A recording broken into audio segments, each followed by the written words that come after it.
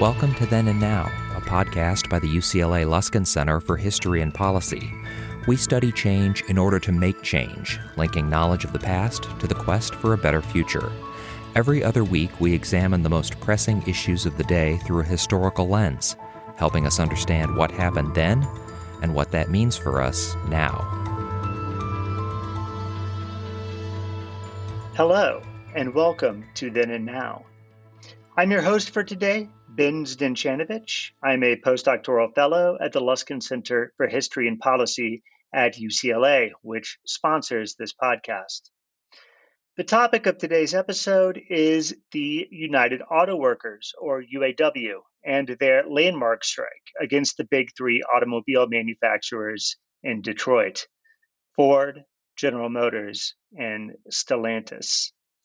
The strike began in mid-September under the leadership of newly elected UAW President Shawn Fain, with demands including wage increases and a 4-day work week.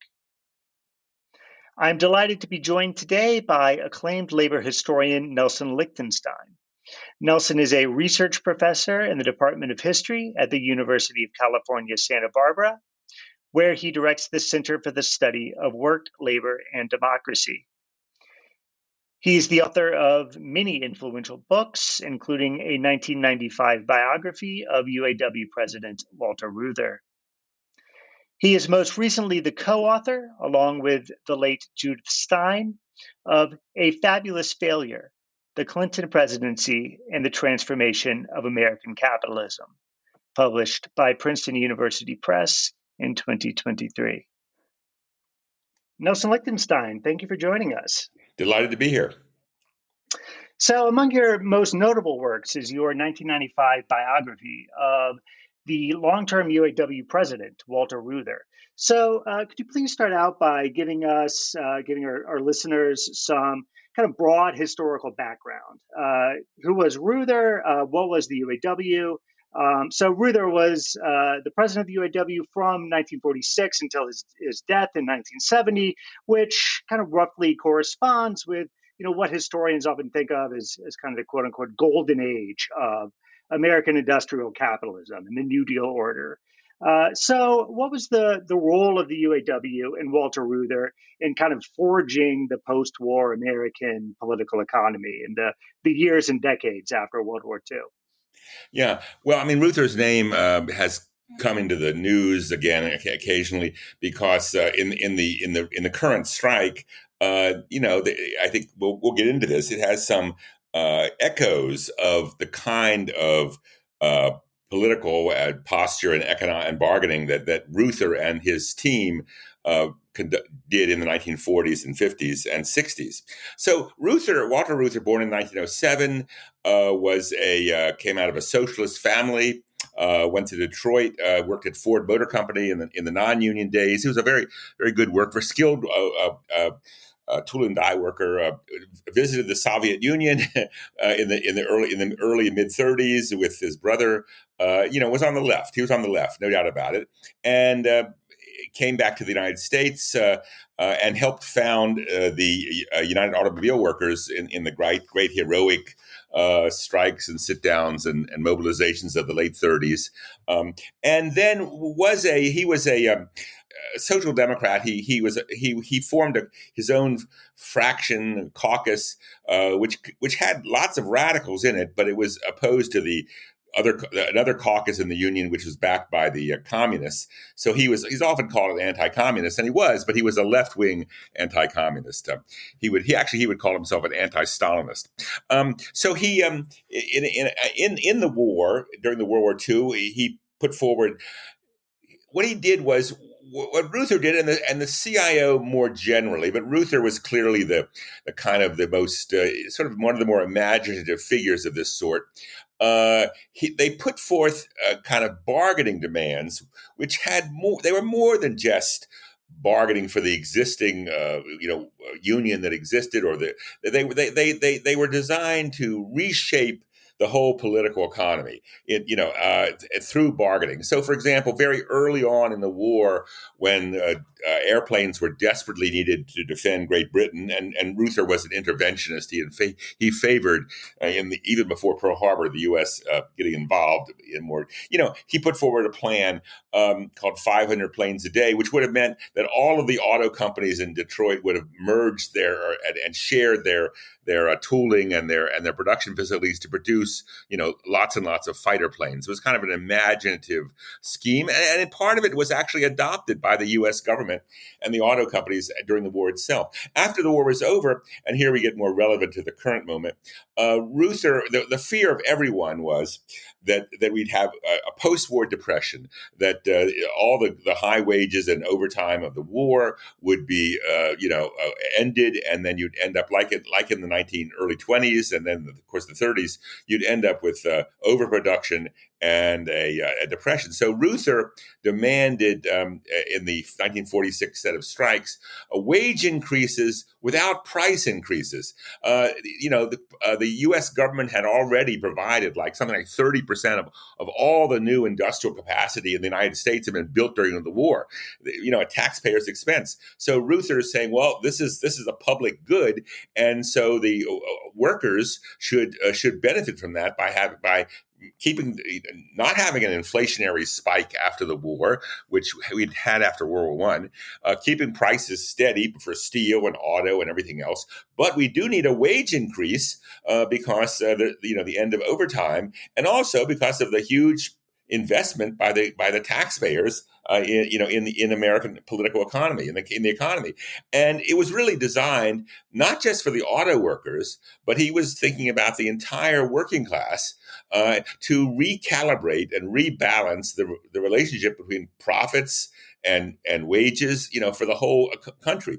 In 1948, for example, when it was the auto companies who first offered the unionized auto workers what's called COLA, cost of living allowance. Now, they did that because they were aware that Reuther had put on the agenda the question of inflation and how are workers going to keep up with inflation and not have their wages eroded. And so it was the auto companies said, yes, we will ensure that your wages go up with inflation.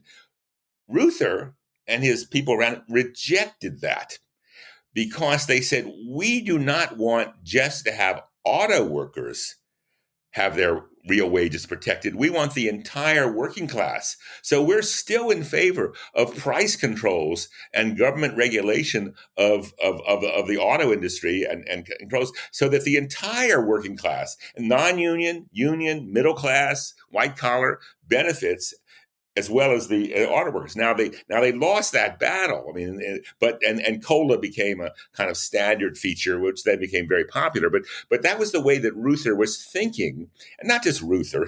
Very important that he had a team around him. It wasn't just this one figure. That they were thinking about how to use collective bargaining, how to use the power of the union to advance really a social democratic agenda for America. As Reuther famously said in 1947, when he was reelected president, but really won complete control of the union, he said the auto workers, the UAW, is the vanguard in America. And that word vanguard, as you know, has a certain resonance, the Vanguard Party. But he didn't say that, but he said it's the vanguard in America. He meant it's pioneering and leading the rest of the working class.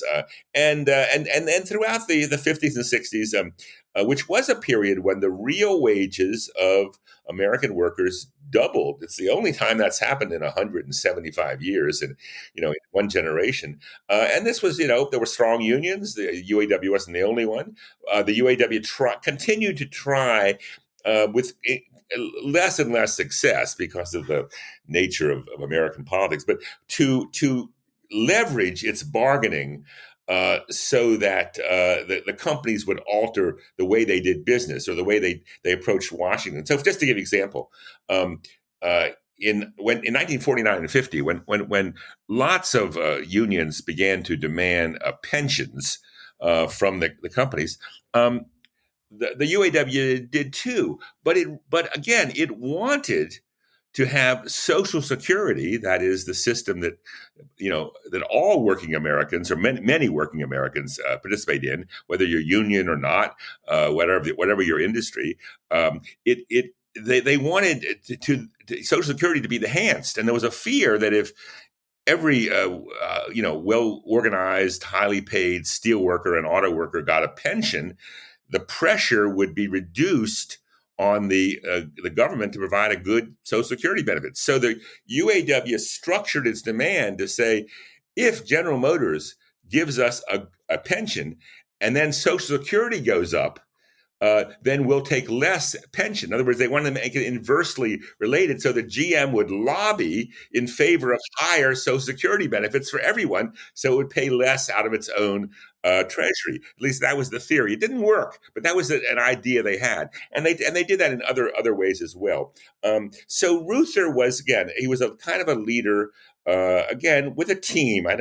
He was not a kind of autocrat in that. Although internally in the UAW he did have a machine, but nevertheless he was thinking in terms of how to alter the behavior of the auto companies and how to shift the whole political economy in a more progressive direction.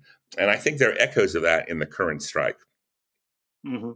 And so take us, sort of out of this golden age of American Fordism and into the period of deindustrialization in the 1970s. So after Reuther's death, so 1970s to the present day, this period of both deindustrialization and neoliberal sort of governance. How did the UAW shift in more recent decades? Right. Well, I mean, obviously, when the so-called big three in those days, Ford, General Motors, and Chrysler, produced 80 or 90% really of all the automobiles in the United States, it was a self-contained continental market, and there were and Reuther's leverage was greater in that, and et cetera. Also, a period of Democratic Party hegemony, more or less. Well, of course, with the 1970s, both a kind of increasing foreign competition in many fields, and by the early 1980s, not only were there imports from Japan and Germany, which were coming in, and Japan, of course, was at that time a lower wage nation, and Germany too, for that matter. But also the UAW had been in favor of laws which incentivized the Japanese in particular to put what they call transplant factories. They assumed that they would unionize them, Nissan in Tennessee and Toyota in Kentucky, et cetera. But, given the kind of regional polarization of America, the South, the UAW was not able to organize those auto plants that were set up by the Japanese, and then of course, in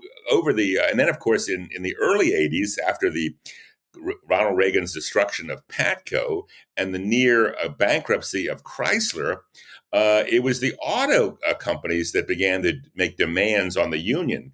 Concessionary contracts became the norm, and in which the unions gave up some things they'd won. They gave up some wage increases, or actually wage decreases. Eventually, COLA was given up. It was later on that COLA was given up. Cost of living, and then even more destructive, actually, although less in the news, was the auto companies saying, "Well, we're going to close this plant unless." The workers, give us some give backs on whether it's things like work rules, which really were vital to the kind of the top making work tolerable and dignified on the shop floor. But we want more managerial control, et cetera. And so they would trade one plant off against another. All this sort of wreaked havoc with the kind of regime that the Reutherites had built. So, for example, now pattern bargaining worked in reverse. What pattern bargaining had been all during the late 40s, 50s, 60s, and into the 70s was the UAW would choose a target a company often Ford, and then they would strike that company while the other companies were producing, and they'd reach an agreement, and then that was the pattern, which would then be transferred to GM or Chrysler. Well, in this new world of international competition and cutbacks and concessions, the pattern worked the other way. At Chrysler, where it almost went into bankruptcy in 1979 and 80, the company demanded wage concessions, and they got them. And then Ford and GM said, "Well, we want them too," even though those companies are more profitable. And so it was a really horrible and desperate situation. And of course, it meant, by the way, that you're not about to organize Toyota or Nissan or any other transplant, because why would workers in a non-union factory want to join the UAW when the UAW was giving concessionary contracts and their wages were stagnating and working conditions were deteriorating. So it was a horrible situation, and that continued more or less. It's for many decades. Another iteration of it came in 2008 and 9 when General Motors and Chrysler did go bankrupt. They were bailed out by the U.S. government, but part of the deal was that again, another series of concessions, the COLA was once again eliminated. 2 tiers. One of the worst elements of this regime, this post-Reuther regime, was the introduction of sort of low-wage workers doing the same job as regular auto workers, but just getting lower wages, fewer benefits, etc. And so that happened. So this was the situation in part that confronted the union, well, and all American workers for that matter, in the current moment, and the UAW is trying to do something about that. So that's a brief sketch of the very bad times. I could go on and talk more about it. Yeah, well, I think that takes us, it's a good segue right up to the current strike, and I think it might be good for you to just sort of give our listeners an overview of the strike itself, how it started, what the issues are, and where it stands now. Well, the predicate for the strike was, one of the things, despite Reuther's progressivism, and he was a genuine progressive and social democrat, and in many ways admirable. Nevertheless, one of his legacies was the creation of kind of an internal regime in the UAW, which ultimately was quite undemocratic. The administration caucus, so-called, that had been the Reuther caucus. The administration caucus really ran the show, and the presidents of the union were sort of selected by the executive board, which was like 15 or 20 regional directors, and that kind of was an insular kind of selection process. Even more damaging than that was that the UAW and many other unions, and by the way, many liberal academics for that matter, just who were interested in industrial relations and things of that sort of bought into this idea. Were very popular in the 1980s and 90s, and I talk about this, by the way, in my recent book on the Clinton administration called A Fabulous Failure. They bought into the idea that a species of labor management cooperation would enhance productivity on the shop floor and would be the only way the U.S. could compete against the Japanese or the Germans or anyone else. This was simply not the case. That in fact the various elements of this went by the word of quality circles or multitasking or things of that sort, really was a way of delegitimizing the entire union idea, which is based on the idea that workers and managers have opposing interests in that, and that's absolutely the case. Anyway, the union bought into that to a degree.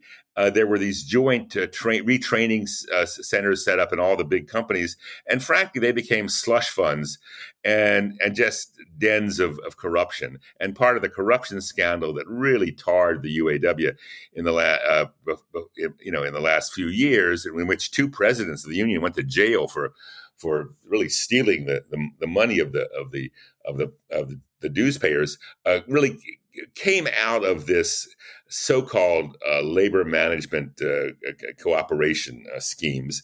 And I would say that the UAW had always been known as a very honest union, at least in the normal, ordinary sense. People weren't like, it was not, it wasn't like, well, the Teamsters of legend, or it wasn't like, anyway, it wasn't. But in this case, but actually in the last decade, it did. So anyway, this, of course, created lots of discontent, and an organization called United All Workers for Democracy arose, one of many, by the way, opposition caucuses in the union that had been formed for many decades. They'd never been successful, but this one was.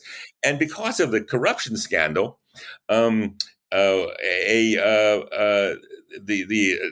was it? The district attorney or the federal in Detroit said, "Okay, look, one way to end the corruption in the union, we're putting some people in jail, we're prosecuting them, but we want to have open, referendum elections for officers rather than having it just the executive board make decisions of that sort." So they won that, have a referendum election. Other unions do that as well. The Screen Actors Guild and the Steelworkers do, and the Teamsters now, as a matter of fact. Anyway, so they did that, and then an insurgent slate led by Shawn Fain, who was a electrician from Kokomo, working for Chrysler, but many others as well, including a Harvard grad student in history. He ran, and they won.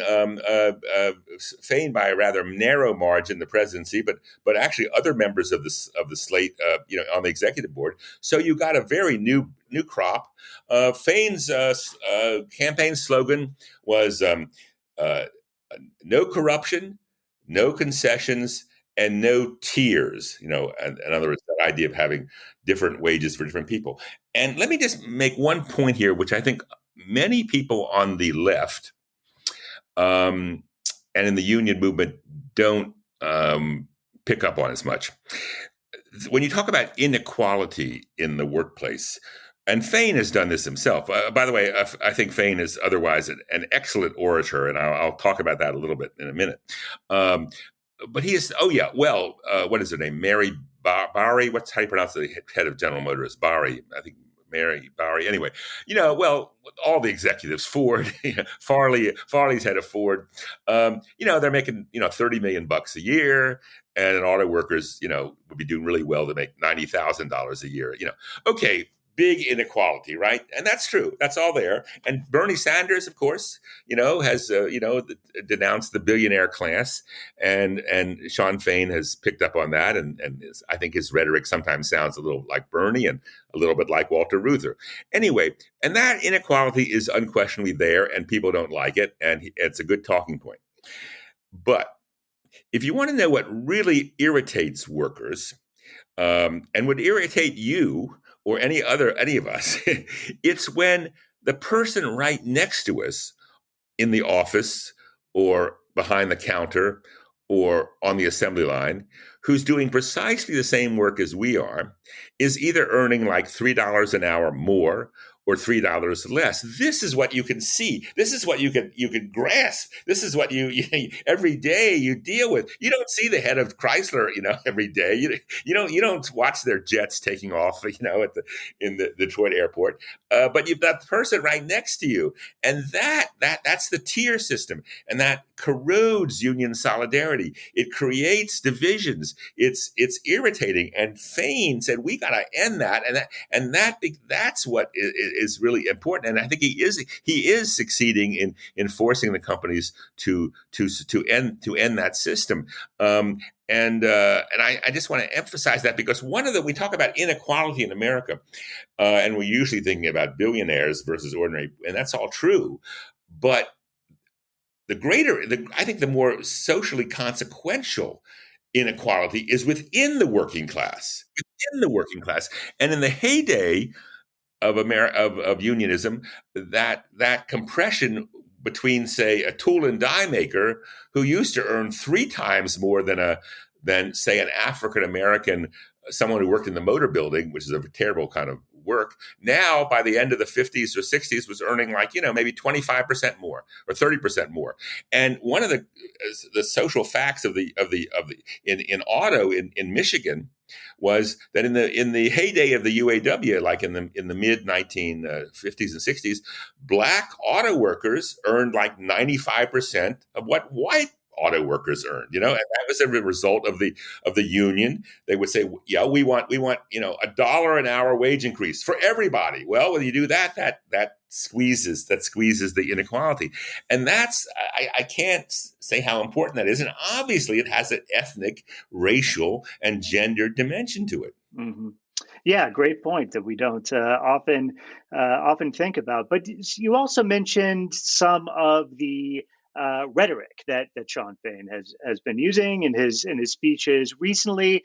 That is really kind of really more kind of militant rhetoric than we're used to seeing or hearing rather from union leaders in recent years.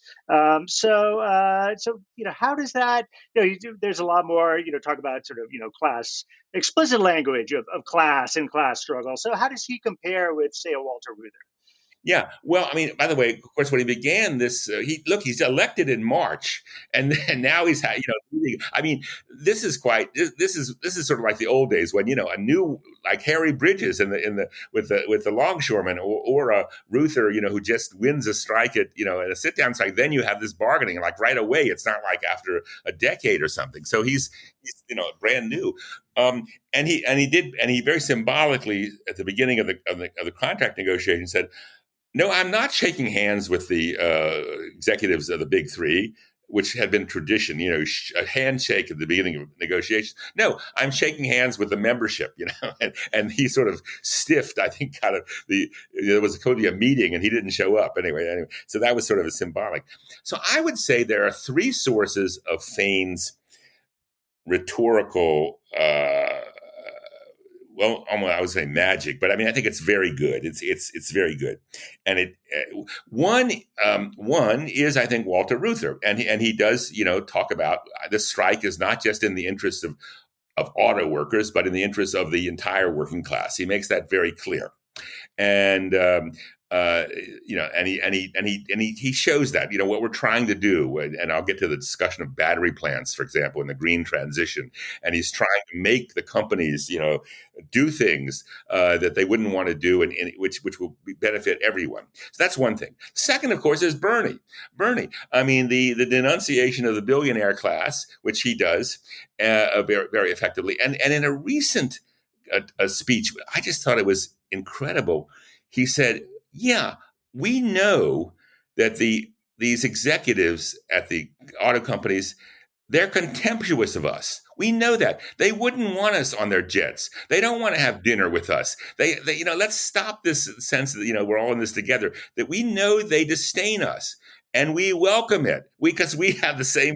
He made that. It was really raw. It was raw class. And I thought it was brilliantly taking a certain Trumpite sensibility, the hostility to elites. We know those elites, disdain us, but we live in flyover country, and Kokomo is flyover country, and he was turning that into progressive and, class dimensions. I thought he did that brilliantly.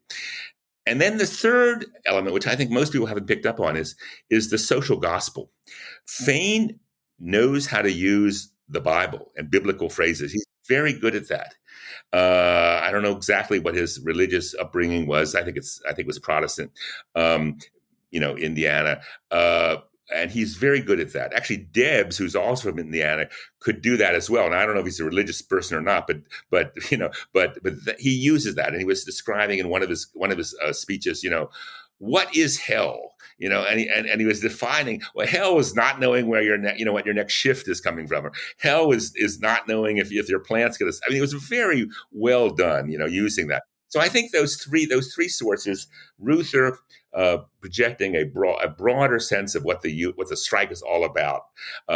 Bernie, who's reintroduced that denunciation of the billionaire class, and then the social gospel. And I think, and I would also say that one of the things that Fain did when he got elected is he brought onto his staff people from Labor Notes, which had been an oppositional kind of paper and sort of, element. He brought on radicals, who, are there helping him shape his message. I mean, I think he's still doing it. I'm not saying he's not the pawn of some outside radical, but they, he brought them on. And I think that his rhetoric, which is, by the way, not just, once in and wow, it's almost every day he gives a message and people feel connected to it.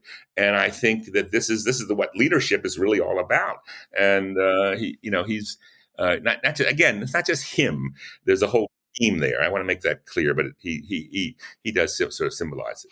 Yeah, and I think part of that also is he is expecting more of a receptive audience in the sort of broader American public, because there really has been a shift in recent years in public support for unions, and there's been a shift in the sort of scale of unionization. So it's kind of commonplace at this point to say that we're in a period of a real uptick in unionization and labor action.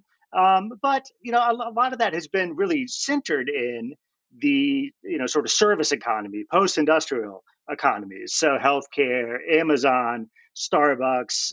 Here at the University of California, we just had one of the largest academic workers' strikes in history, which incidentally also organized by the UAW. So I'm a UAW member, full disclosure. So where does an old-fashioned kind of industrial industry like auto manufacturing and auto workers, how do they sort of fit into this broader labor moment? And what does that tell us about the industrial sector and industrial unionism in America today? Yeah, I mean, there's no doubt that the let's use the phrase knowledge worker, which is not a really good phrase, but if you want to, include everything from, Hollywood writers to grad students to gamers, that strata has been in motion. Absolutely. The industrial workers, Teamsters, for example, and certainly hospital, which is semi-industrial sometimes, although service, and then the UAW. I wouldn't actually wouldn't make the distinctions quite so great, because if you look at the UAW workforce and the Teamster workforce, for that matter, it's multicultural, multiracial, many women. Many people, kind of working there. Well, I want to go to college, but maybe this is a good job for. It's not as different as it once was. I've always thought one of the worst things about Donald Trump was he sort of reified and reimagined a working class, which was basically white male with hard hats. And it kind of really, which doesn't really exist in large numbers anymore. And so I think that, well, clearly, I mean, even if you do accept the kind of distinction between, say, a UC grad student and an auto worker, their wages have gone down in real terms in the last 20 years, and they face insecurities and all sorts of those problems. So there's a kind of generalized class discontent. And I would say one thing that does unite everyone is the pandemic. The impact of that pandemic is going to, I think, last for a long time. And I think in this way, whether the boss was good or bad, and there was, of course, some terrible, companies when it came to health and safety, but even the best of them, even the UC, which is probably trying to be pretty good. That pandemic, I think, delegitimized management authority in large swaths of American life, because they could not protect the health, the job security, the sense of well-being of, tens of millions of workers. I mean, even when they tried to do when they followed, this CDC guidelines and all of that, and then of course there were lots of them that didn't, and there was the Amazon, which gave everybody a $2 an hour wage increase and then took it away about 3 months later, but I mean, and then auto factory, people had to go to factories. I mean, Elon Musk literally got into a fight with the authorities in the Bay Area about reopening his factory. But in fact, just a couple months later, all the factories were reopened, and that's dangerous. So there was, I think, that sense of that whether you were a union militant or you were just a non-union and you hadn't thought about it. I think there was a delegitimization of managerial authority, and that extended from University of California to Ford. So I think there is that, and of course, this moment, we do have high levels of support for trade unions, and that's clearly the wind is at the back of Shawn Fain. I want to talk about the politics of this in a second and why Biden showed up on the picket line. Yeah, I think it is kind of impossible to separate out this strike from its implications in electoral politics, and particularly the presidential election. And so of course Biden has really made history as being the first sitting president to join a picket line. And a lot of the subtext of this strike has really been the potential consequences of the Biden administration's industrial policy, right? Especially the subsidization of electric vehicles. And we also have Donald Trump speak to workers at pointedly a non-union plant in Michigan, who's really kind of framing the issue as one of climate friendly industrial policy against the interests of the working class. So how do you think this strike will end up influencing electoral politics and Biden's agenda in terms of industrial policy? No. I mean, I should say, so 30 years ago, at the dawn of the Clinton administration, there were people in there, like Robert Reich, Ira Magaziner, even Laura Tyson, who was head of the CEA, who wanted an industrial policy. I mean, that failed, didn't work. They didn't have the money, and they didn't do it. But I mean, it would have had an impact on whether or not the Midwest was going to be hollowed out as and turn into Rust Belt. And in fact, we did lose millions of jobs in the Midwest, mainly to China, not so much to Mexico. And then also just the lack of an industrial policy, which means, what does that mean? It means in various incentives, sometimes very direct in terms of grants, other times taxes, offered by the government to particular industries which are seen in the national purpose. And obviously today the transition to electric vehicles is seen as essential in terms of climate change and other good things that will produce. Now, here's where the politics, the grand politics comes in, and then we'll get to the partisan politics in a second. The grand politics is this: billions of dollars, hundreds of billions of dollars are being generated by the government to create the electric transition, and that means battery plants, and that means even new assembly plants, and about 2/3 of them are going to be located by all the producers, union and non-union alike, in the South, or the Mid-South, or like Tesla in what's now a non-union factory in Fremont, California. And this is all money. This is money, generated by by your tax dollars. It's like the construction of again, that Reuther was aware of in World War II, when the U.S. government was, I think, produced about 1/3 of all the productive capacity was put in place in about 4 years. And Reuther said, hey, that's our capacity. So Fain is saying, look, if you want a green transition that's going to work, that working class people will support, we have to have guarantees either from the government or from the companies themselves that the new plants, the battery plants in particular, will have, will be unionized, have good wages, and people can, that's just because you're making something different, but doesn't mean that your standard of living will crater. And it looks like Fain is winning on that. I think that in two ways. One, General Motors did seem to announce that all the new battery plants that company is producing would be covered by the larger General Motors UAW contract, which means they'd be unionized and higher wages.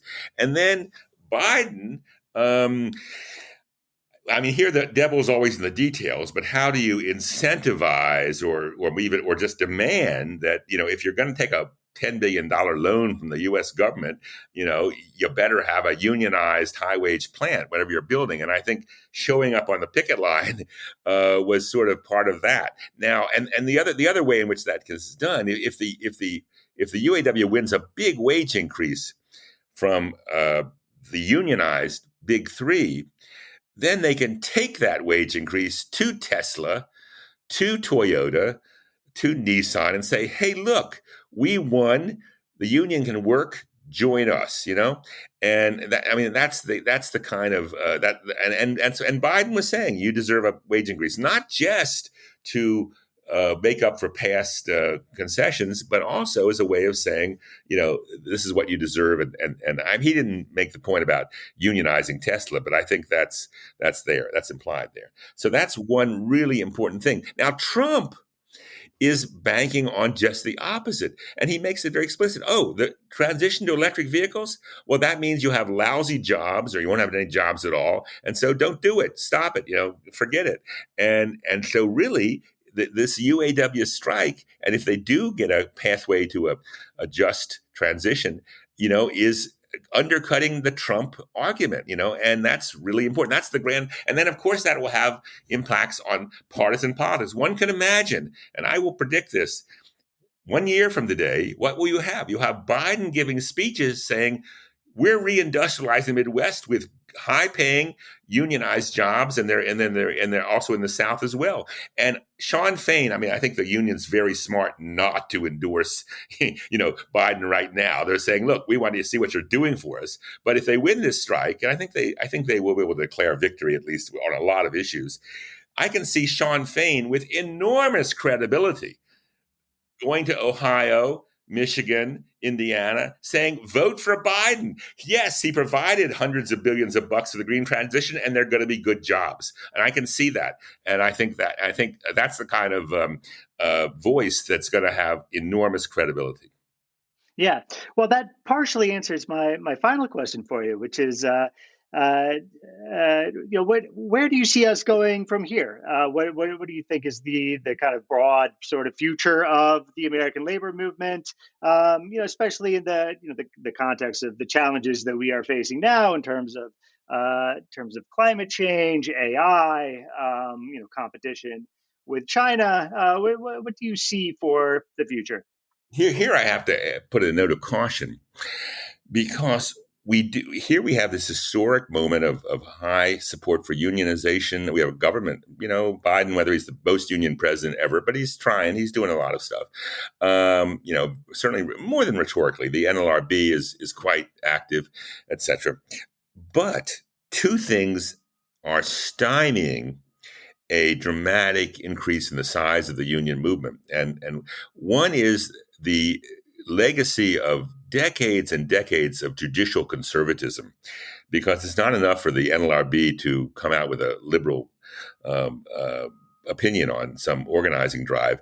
The courts have to back that up. And they've been whether actually liberals as well as conservatives. Stephen Breyer was not so great as on union questions back when he was on the court. The courts are retrograde on that question, and probably will get more so with as the Supreme Court weighs in. So that's one thing. And the secondly is management, and probably more important. Managers, not of non-union companies or of union companies who don't want to extend the union contract to cover new facilities, are intransigent. They haven't changed their mind. Howard Schultz is the best example. Here you have a manifest support for unionization at hundreds of Starbucks stores, and basically they're taking a hard line. No, we'll just wait for this thing to blow over. We'll wait for the next recession. We'll wait for people to forget. So that in every other moment of working class insurgency, the 1880s, the period around 1900, which was actually rapid growth of the unions, 1919. The 30s, of course, and then the 60s in public employment. In these periods, unionization grew in new sectors. Industrial in the 30s, public employment in the 60s and 70s.